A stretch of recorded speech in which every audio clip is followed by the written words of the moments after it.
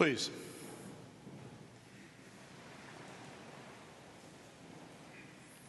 Good morning. It's always a pleasure to be here in the cathedral. For those of you that I have not met, my name is Dan Smith, and I serve as Canon to the Ordinary.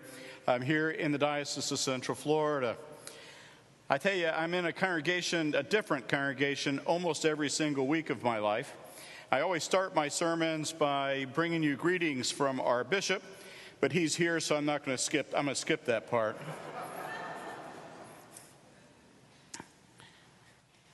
The cathedral, in many ways, even though Evelyn and I are not here that often, the cathedral is in many ways our home. And it's always special to be here. My mother was a part of the youth group here when she was a teenager at the old Orlando Senior High School. My mom and dad were married here before this altar. My dad was buried from here. I was ordained twice here on these steps. And so it holds a special place. Before I leave today, I'll go out, right out those doors, and say hello to Mom and Dad, who are out there buried in the garden. And it's just so this place just simply holds a really special place in my life. And it is good to be back with you. But I don't want to go down memory lane today. That is not my purpose.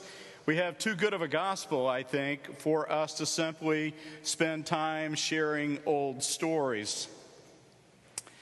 Now, I have to tell you that context means just about everything to me. I pay attention to context. I pay attention to what's going on, when it's going on, how it's going on.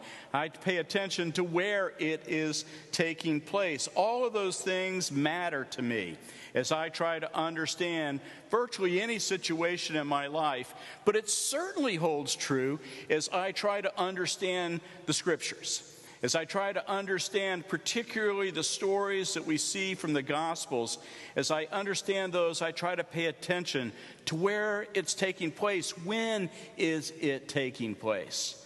All of it matters to me. All of it matters in my understanding.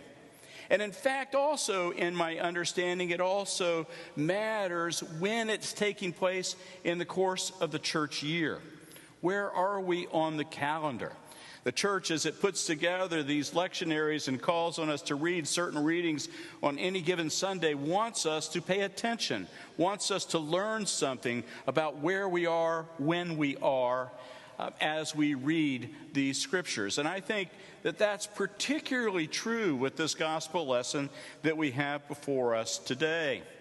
So let's start with for just a moment or two about kind of where we are and even when we are. First of all, in the course of the church year, we're of course on the 6th Sunday of Easter.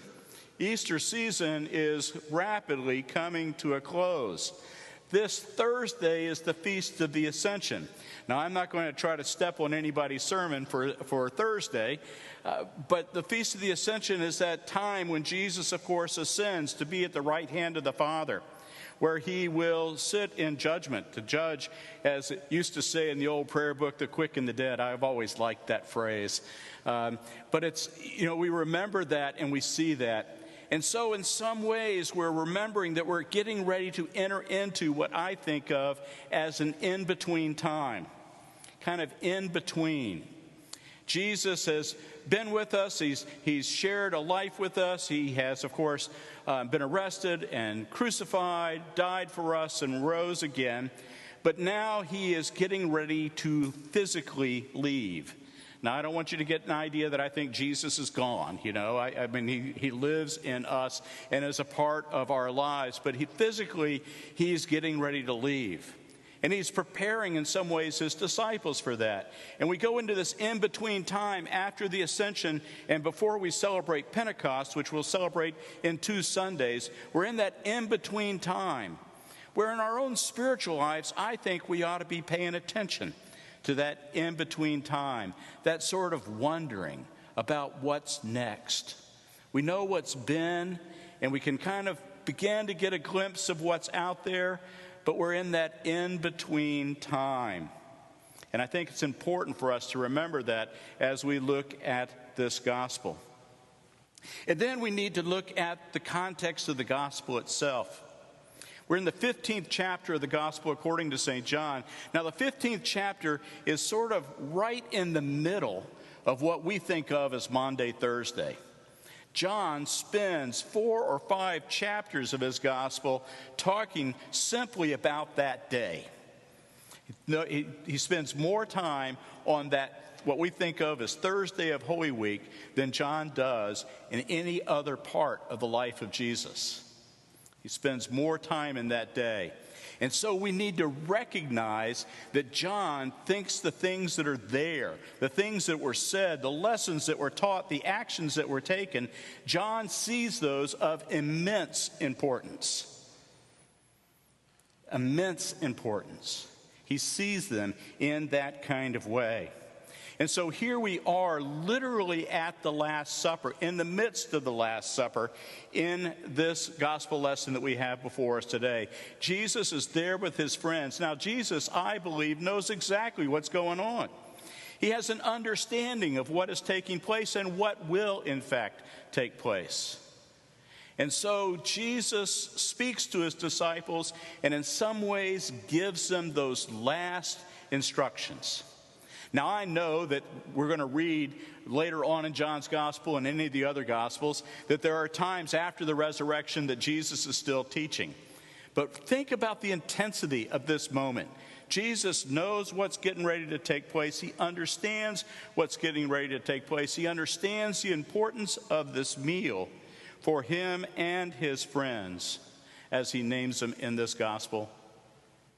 And so he speaks words, I think, of wisdom, words of power, words that are important for his disciples to hear, words that in some ways are going to be living with them for the rest of their lives.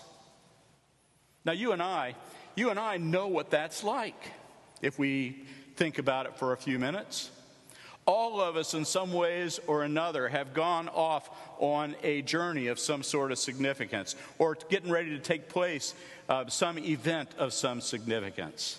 Maybe it's the first day of school, or maybe it's just before we go to college, or maybe it's, the day before we get married, or maybe it's the day before a first job or some new career change. Or maybe it's, those times in our lives when there's something big getting ready to happen. I thought of people in the military, just as they're ready to go out on a mission, may get those last-minute instructions. One of the real joys of my life is when we have ordinations here at the cathedral or anywhere for that matter, all the folks line up. In here we line up over in the Great Hall and everybody gets in line. It's a big long line. The choir and the ordinands and the clergy and all those folks. I'm towards the back of the line always for some reason. But I always go up to the ordinands and say, remember, this is fun. This is good. And I do that all the time. I will tell you that I even did that to Bishop Holcomb that before he was ordained. I walked up to him and said, remember, this is fun. Sometimes those last-minute moments of instruction or advice or just love take place in a way that is powerful in our lives.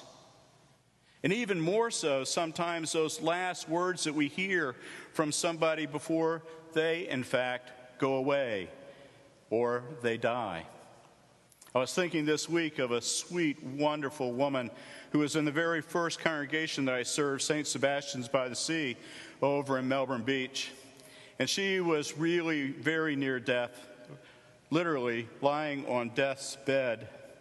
And she wanted communion, so I took her communion, and then she wanted the prayers for the dying. She was really lucid and still having full conversations. And so I did the prayers for the dying as I administered Holy Communion.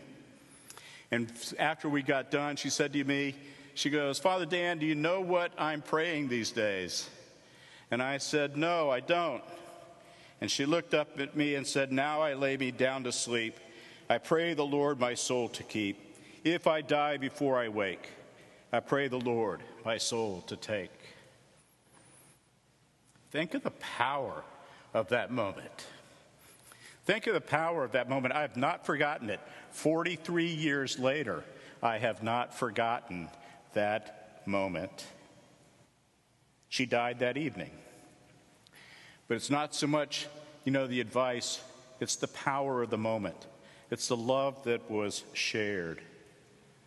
Now let's head back to this gospel lesson. Let's head back to it, because it is, again, words of power in our lives. Remember that Jesus is there at the Last Supper. His departure is imminent. And Jesus is sharing those last moments with his friends. He has shared dinner, and now he has he's sharing words, and then later on in chapter 17, he will pray for them and pray for us. And Jesus begins to talk to them. In his last words of his advice, those final instructions are for not only for them, but they are for you and me. Jesus talks about love. Love is an important theme for John.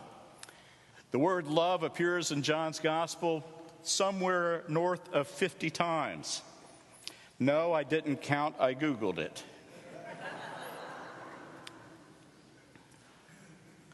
But love is an important theme for John. He talks about the love that he has for his Father, that he keeps his Father's commandment and so lives in his Father's love. And he talks about the love that he has for his disciples, and he asks them to keep his commandments so that they can continue to live in his love. There's almost a formula taking place here. Keep the commandments and I will love. Keep the commandments and you will love. Love is at the very center of what is going on. And so Jesus kind of builds this foundation in this conversation, and then Jesus gives them a commandment. And it's a commandment that we remember each and every Maundy, Thursday. It's a commandment that we should hear often in our lives. The reason Maundy, Thursday is called that is because Maundy comes from the Latin mandate, command. And so this is it. This is at the very core of what we celebrate on that day and what we are supposed to be hearing this day, the Sunday before we go to the Feast of the Ascension. And listen to it. Love one another as I have loved you. Notice the words. They're different than how we usually think of it. We usually think about that person who goes to Jesus and says, tell me what the great commandment is. And Jesus says, love the Lord your God with all your heart, with all your soul, and with all your mind. And then what does he say? And love your neighbor as yourself. Now, I don't know about you, but in my life, loving my neighbor as myself gives me some wiggle room.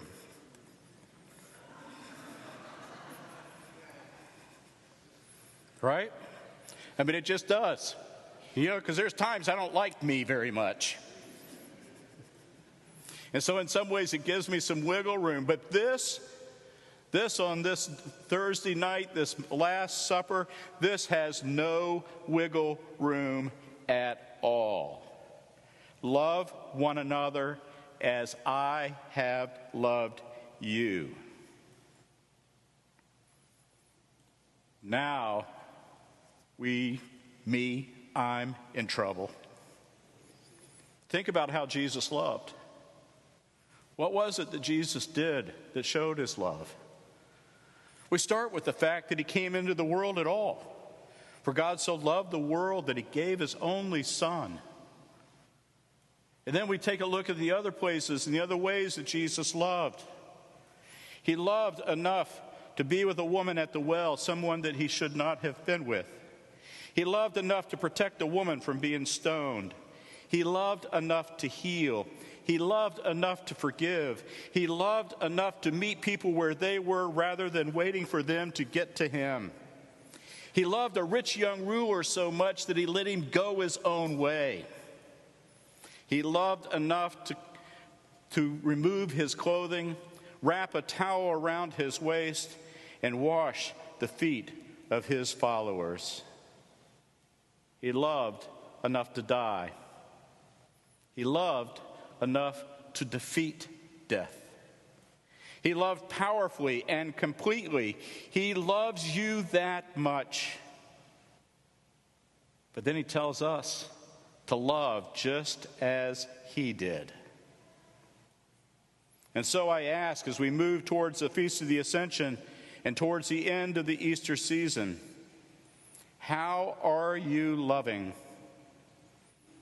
Is there someone you need to meet where they are rather than where you want them to be? Is there someone that you really do need to forgive, although you don't particularly want to? Is there someone you need to protect? Is there someone you need to love enough to pray for? Is there someone you need to love enough even to lay down your life for? And remember, sometimes we're called to lay down our life for 5 or 10 minutes at a time, to just totally give our attention to somebody else because they need it and because we love them. How is it that we move into this in-between time? We move into it by loving God, by loving one another, and remembering that we are called to love just as Jesus loved. That is who we are. We are to love as he loved. The bar is high. Get over it. Amen.